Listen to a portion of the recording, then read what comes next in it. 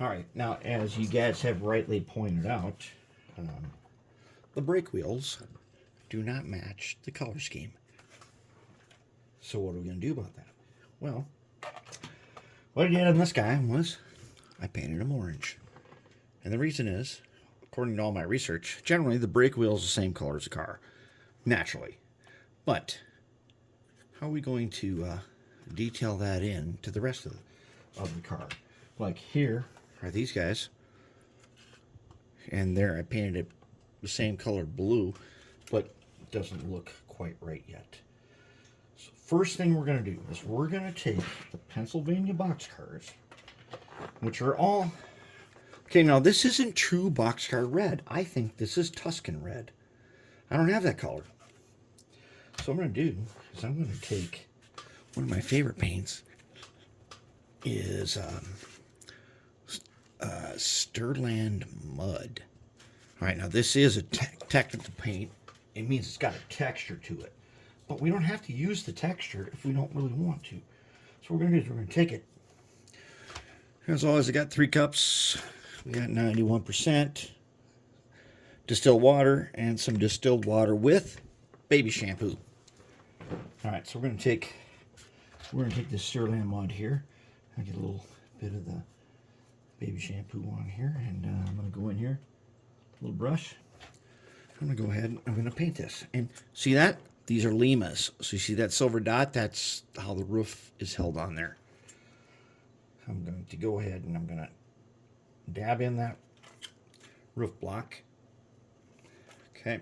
Then I'm going to go ahead, I'm going to dab it a little bit, I'm not really using any texture, but I'm just going to go ahead and I'm going to get this brake wheel. It's going to be brown, but that's going to be okay. It's going to be brown like that. No big deal. Let's feather that out a little bit. Okay. Okay, so we're going to keep it like that for the moment. For the moment only. So we're going to do the same thing. Next one. We're going to check both sides. Yep, already did those. Oh yeah, and this guy's already, we already did him. Good to go. Let's check this guy. Good.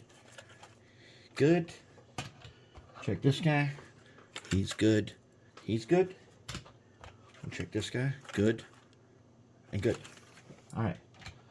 So I'm using that Stirland Mud. You could use some other kind of brown paint like that. And basically some craft brown paint. It doesn't matter too much, and you don't have to match it exactly. All right, what's more important is that you get it coated at least in the right color family. So if you have cars of that color, it needs to be, that brown is a warm brown. You want to get it into a warm brown color. These blues, you could almost say that these blues are a cold color, and I would say that blue that we put on there is also a little bit of a cold color, but close enough. It doesn't really matter, because what we're going to do now is we're going to take Liquid Talent. Yes, we are. We're going to go straight up and cheat on this. All them silver roofs over there, we're just going to straight up and cheat. So we're going to take Agrax Earthshade, or Shade, Agrax Earthshade, and this is not the gloss version. This is the flat version. So there is Earthshade, regular Earthshade gloss. So we're going to take a little bit bigger of a brush, which I've already, a little dish soap, shake them up in the pool noodle. We're ready to go. Liquid Talent. We're not going to mess around. We're just going to go straight for Liquid Talent. Why not? These are not contest cars. They are Golden Spike type cars. And I'm just going to go ahead and I'm going to hit the end of this whole thing with some Liquid Talent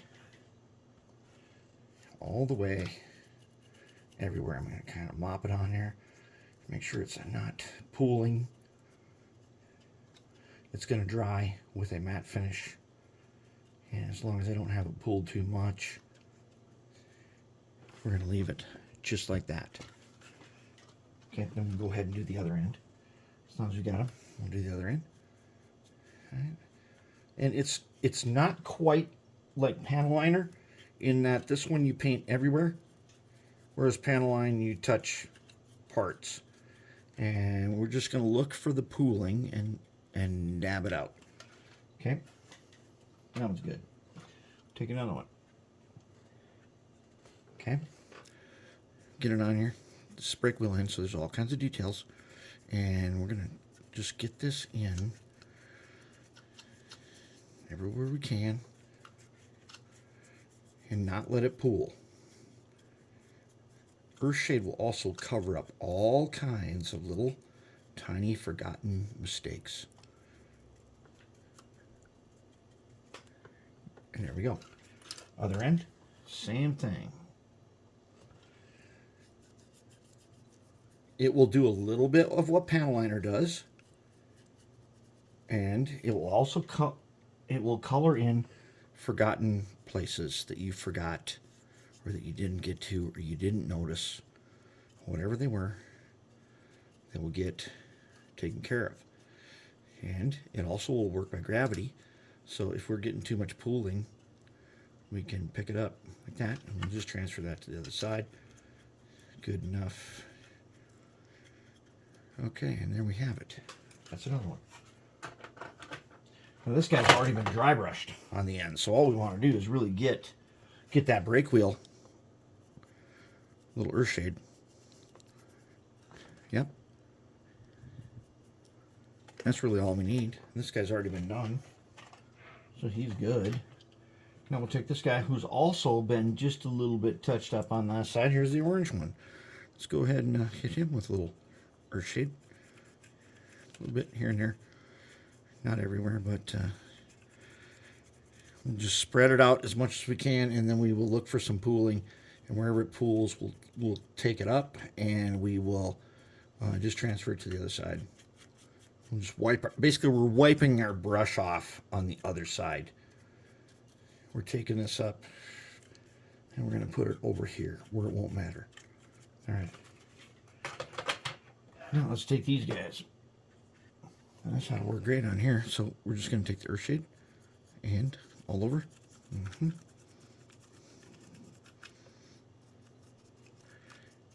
just pick it up wherever it left off, and we're going to go to the other side, and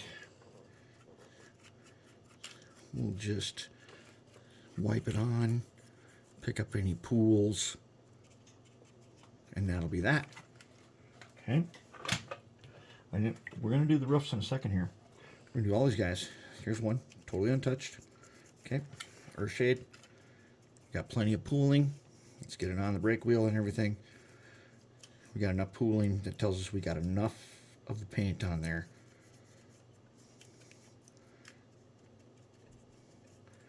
And we'll take it, whatever's left, we'll take it over here.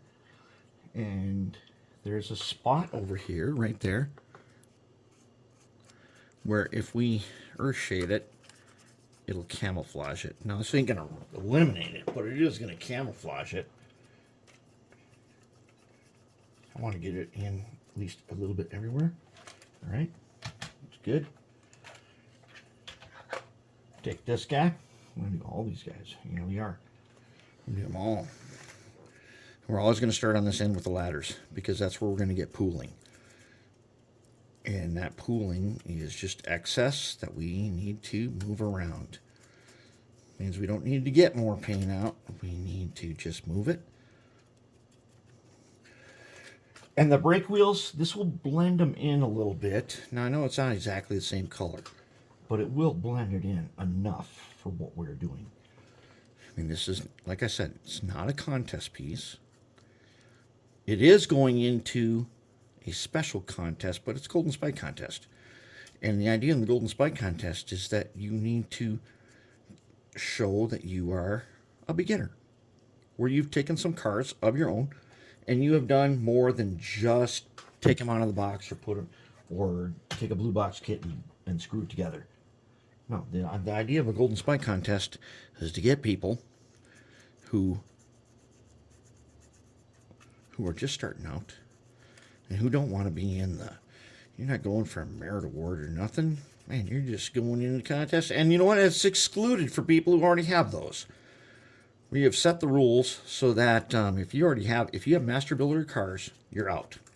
If you are an MMR, a Master Model Railroader, you are out. We ain't letting people do that. In fact, we're going to say if you have any Merit Awards for cars or locomotives even, or even structures, you cannot be in the Golden Spike contest for awards. That's the way we're going to do that. We want to make sure this is for, because that contest gets judged under separate contest rules, which I don't know what they are yet, but I'm guessing they're going to be, if the playing field is level, then everybody who's in it is going to be basically level playing field, and you are, one, you're getting qualified, that you did what the requirements say, and two, you are getting then you're in a contest on your own. You don't have to go up against all the great modelers and stuff like that, or all these guys that do incredible things, and we got Merit Awards and are well known for what they're modeling. No, this is a contest to where, one, you get qualified and you get a certificate that says you're qualified, and then two, you're going up against people who are like you. All right, so now let's go back to these silver rooftops. Now that's pretty silver, and the reason that's silver is because I used some Mr. Metal on it, and then I polished it with a microfiber cloth. We're going to do liquid talent on this, and we're going to call it.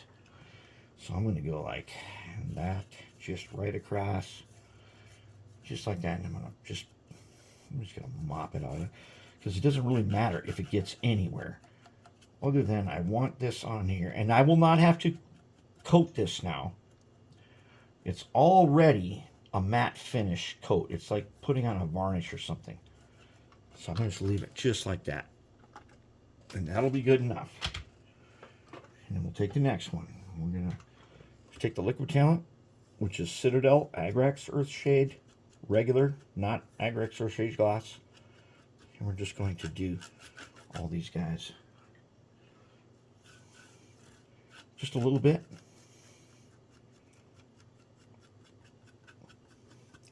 And it's just going to, it's not fancy. And it's not going to be making a win out contest. But what it is going to do, it's going to make it for a cool car that we use on our layout during operating sessions. That anybody can do this. And if you're looking at your own fleet of cars, look, they don't all have to be contest cars. How about you make them all just decent cars? Or just somewhat minimum. You can start making minimum standards. And you can get to them as you get to them. You don't have to do them all at one time. You just start doing them as they come in for some maintenance. Oh, that guy's already done. Nice. Oh, check this out. This is the Bachmann. Now that matte finish is definitely not very matte. I don't know. I like the way that car looks from a distance. I'm going to keep them. These cars are operational. That one's good. They're operational cars. They're meant to be seen on the layout. They're not meant to be used in contests and stuff. They are meant to be used. They're meant to be actually run. These are the trains where we run them. And that's it right there. I mean, it's going to be just fine. That's going to be just good to go.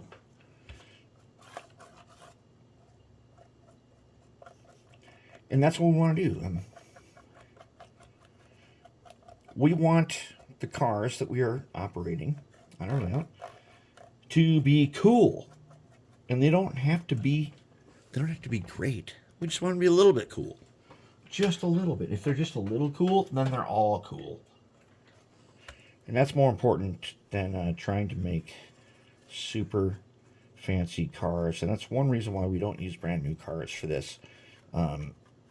Look, when you spend $60 or $70 on a freight car, which is way more than I would ever spend even on a locomotive, I'd say it's way better to get some stuff just to make it cool.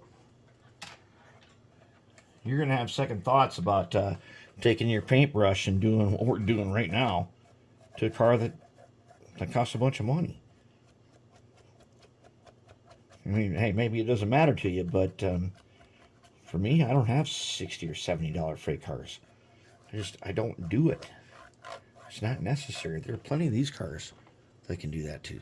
And there we go. There we have it. That's it. What did we just do there? 1, 2, 3, 4, 5, 6, 7, 8, 9. 9 cars. We did all 9 cars.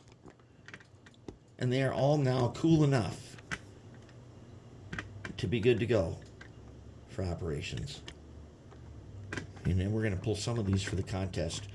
And now I can't win. As a sponsor of this contest, I won't be winning the prize. Better not be. No, I'm disqualifying myself, but I'm going to be in it so that nobody has to feel by themselves. I don't want someone to enter it and think there's nothing. So we're going to do it. We're going to do it with them.